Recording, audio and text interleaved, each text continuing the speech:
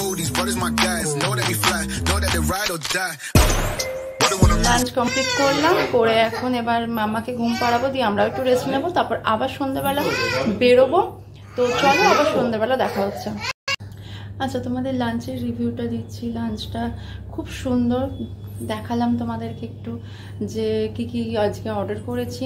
তো খেয়ে খুব ভালো লাগলো, খুব সুন্দর হয়েছে, তবে একটু স্পাইসি, বাট খুব সুন্দর। আর ওই চিকেনটার মধ্যে আলু ছিল না, চিকেনের মধ্যে আরও ছিল না, সরি, বিরিয়ানির মধ্যে আলু ছিল, আর চিকেনের মধ্যে চিকেনটা ছিল, আর ডিম ছিল, আর রায়তা ছিল, রায়তাটাও খুব সুন্দর।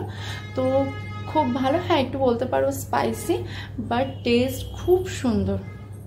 তো তোমরা ওটা ট্রাই করতে পারো যারা এখানে থাকবে।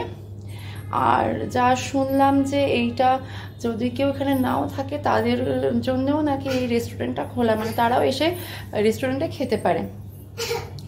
তো বেশ ভালো।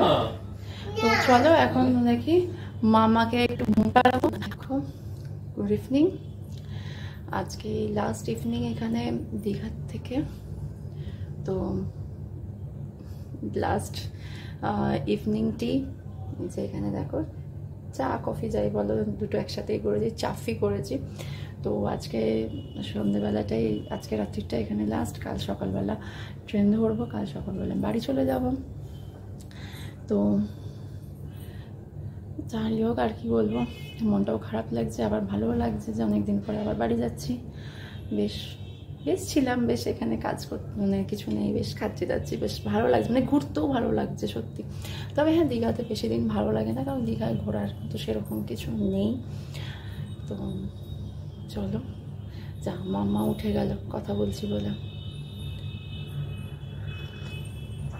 হ্যাঁ, এখানে শুধু আমার একটাই কাজ ছিল, সন্ধেবেলাতে চা করার, কারণ সকালবেলাতেও চা কফি যাই হোক ব্রেকফাস্ট সব নিচে বুফে সিস্টেমে চলছিল।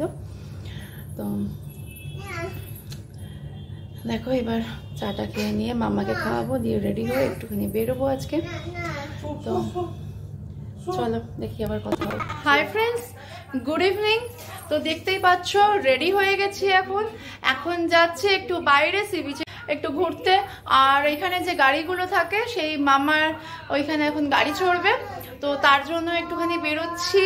আর আজকে তো লাস্ট, এখানে কালকে সকালবেলায় ট্রেন ধরবো, তো সেই জন্য ভাবছি যে একটুখানি ঘুরে আসি। তো চলো বাইরে গিয়ে এবার দেখা হবে। তো দেখো আবারও আমরা বেরিয়ে পড়েছি বাইরে বিচের জন্য, বিচের কাছে যাবো। আচ্ছা, এরকম দেখো এখানে বাঘগুলো রয়েছে। আচ্ছা, এই বাঘগুলো কিরকম কি আছে দাম?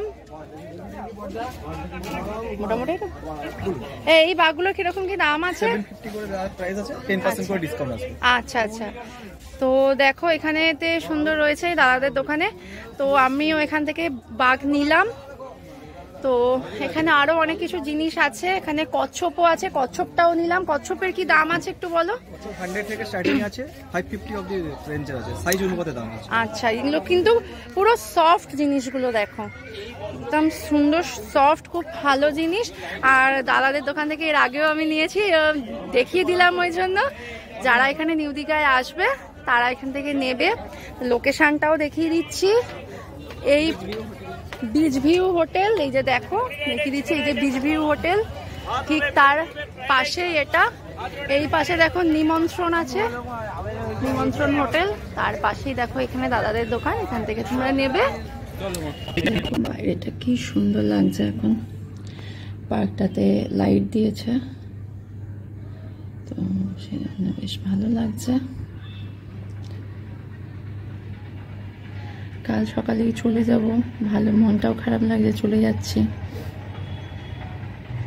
বেশ ছিলাম, কোনো কাজ নেই, কিছু নেই, সকালে উঠছি, খাবার দাবার খাচ্ছি, ঘুরছি, ঘুমাচ্ছি, কোনো চিন্তা নেই, ভাবনা নেই। তো কালকে সকালবেলা ট্রেন, তো কাল থেকে আবার সেই চিরাচরিত জীবন শুরু হয়ে যাচ্ছে।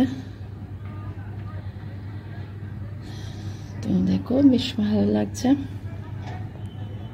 ভিডিওটা ভালো লাগলে অবশ্যই লাইক, কমেন্ট অ্যান্ড শেয়ার করো, আর যারা নতুন তার অবশ্যই চ্যানেলটাকে সাবস্ক্রাইব করো। তো চলো আজকের মতো এখানেই টাটা।